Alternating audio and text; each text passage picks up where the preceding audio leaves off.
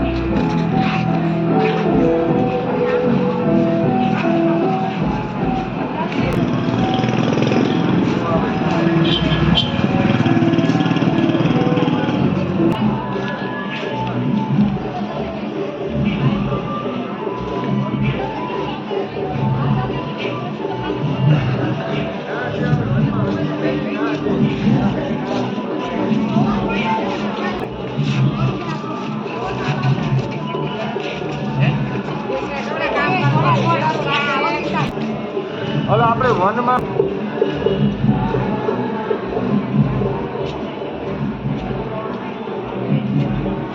અતિ પ્રાચીન વૃક્ષ છે આ વિવાહ સ્થલી પર।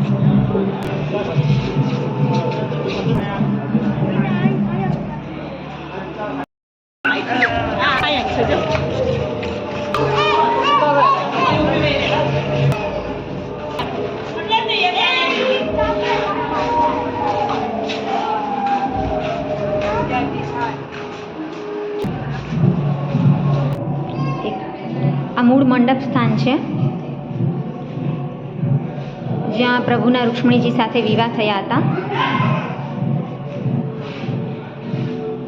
અને અહીં જ ફેરા ફરેલા ઠાકોરજી અને રૂક્ષ્મણીજીના। પણ મંદિર નાનું છે, પણ પ્રાચીન જે યાદ છે, જે સ્મૃતિ છે, સચવાઈ રહે એ માટે અહીંયા સરસ નાનકડું મંદિર બિરાજે છે। હવે પ્રભુના અત્યારે વિવાહ જે 12 મંડપ બન્યો છે એમાં થાય છે। સિટિંગની ચારે બાજુ એકદમ ક્રિકેટ સ્ટેડિયમની જેવી જ ફરતે બધી વ્યવસ્થા છે। બધી જ બાજુ સ્પોટલાઇટ લગાડેલી છે, અને વચ્ચે પણ એકદમ ખાસું મોટું મેદાન છે। એટલે જેટલા પણ શ્રદ્ધાળુ ભાવિક ભક્તજનો પ્રભુના વિવાહ માટે આવે એ કોઈને જરા પણ તકલીફ ન થાય અને આનંદથી પ્રભુના વિવાહ કરી શકે। તમે જોઈ શકો છો વચ્ચે એકદમ મોટું પ્રાંગણ છે, અને આવી રીતે સિટિંગની સરસ મજાની વ્યવસ્થા છે।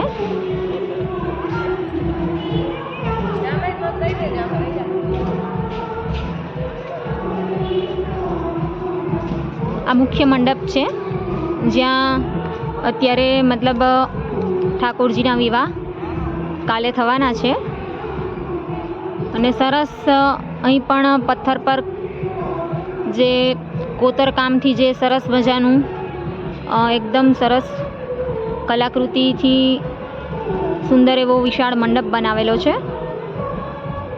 તૈયારીઓ ચાલુ છે અહીંયા, કાલે પ્રભુના વિવાહ છે।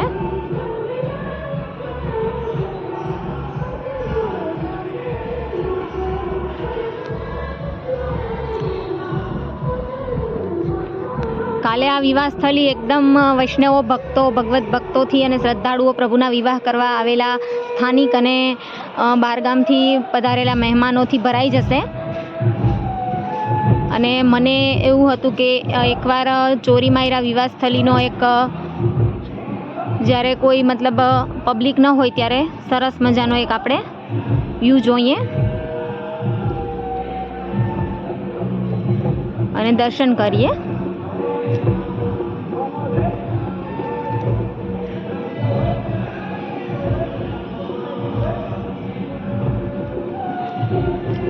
અંદરથી પણ તમને મંડપ બતાવું છું। એકદમ મધુવનમાં જ તમે જોઈ શકો છો વૃક્ષો અને ચંદ્રમા અને આકાશ ને બધું જ એકદમ નેચરલ ચારે બાજુ કુદરતી વાતાવરણની વચ્ચે જ પ્રભુનો વિવાહ મંડપ છે મધુવનમાં.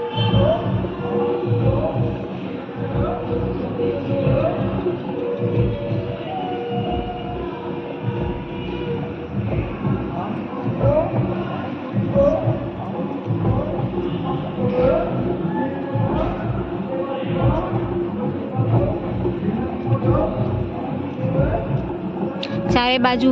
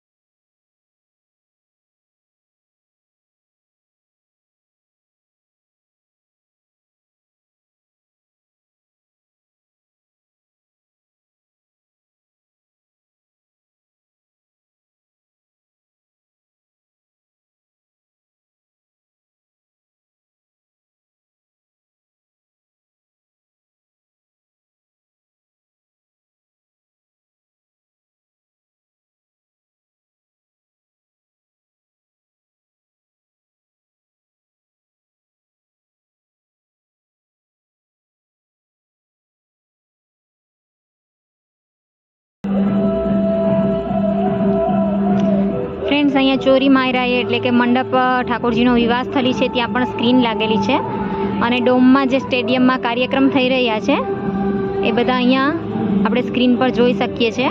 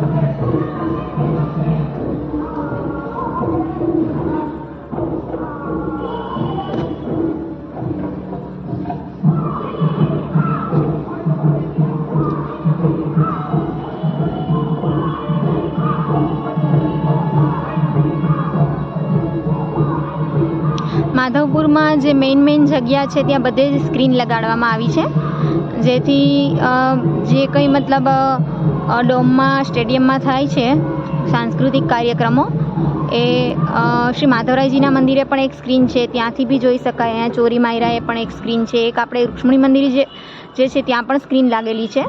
એટલે મેઇન જે અમુક સ્થળો છે ત્યાં બધે જ સ્ક્રીન લાગેલી છે, જેથી બધા જ મતલબ સારી રીતે આનંદ લઈ શકે કાર્યક્રમોનો. ખૂબ સરસ વ્યવસ્થા અને ખૂબ સરસ કાર્યક્રમો પણ થઈ રહ્યા છે.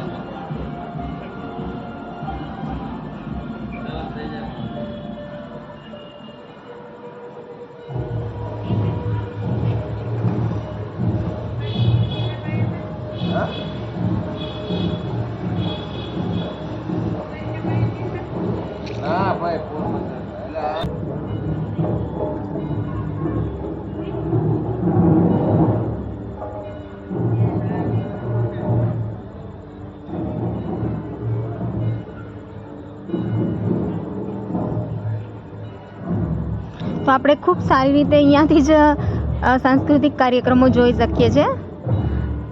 એકદમ સરસ સાંસ્કૃતિક કાર્યક્રમો ચાલી રહ્યા છે.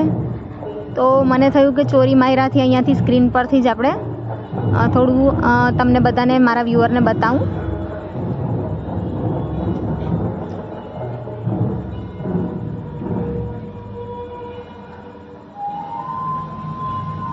એકચ્યુઅલી ચોરી માયરાની વિઝિટ એટલે કે વિવાહ સ્થળીની વિઝિટ બાકી હતી અને કાલે તો એટલી બધી ભીડ હશે અહીંયા પ્રભુના વિવાહ છે તો એટલે આજે જ પોસિબલ હતું કે આપણે સરસ રીતે ઠાકોરજીની વિવાહ સ્થળી જોઈ શકીએ.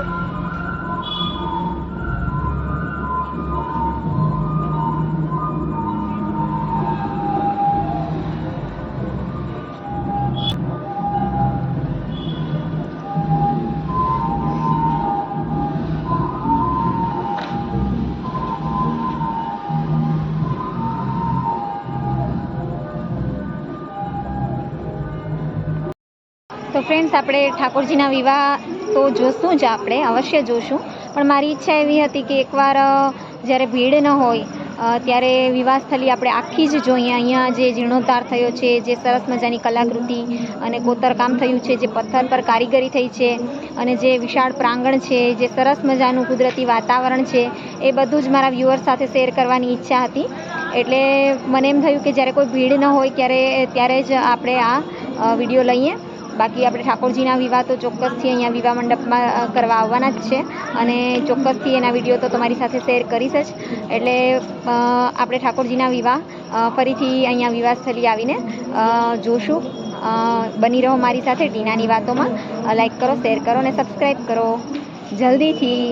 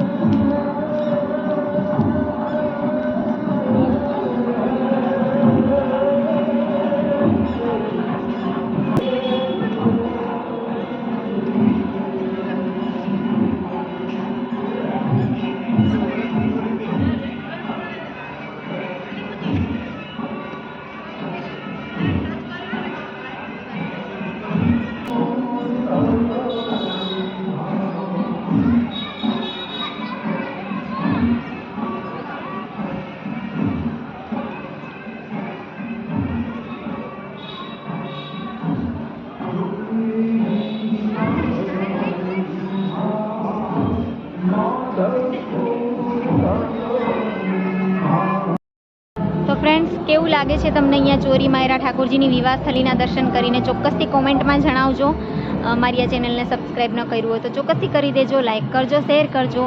ફરીથી એક નવી વિઝિટ માધવપુરની કોઈ પણ સરસ મજાની જાણવા જેવી વાતો સાથે. ત્યાં સુધી sign out from Tina. Thank you so much. By.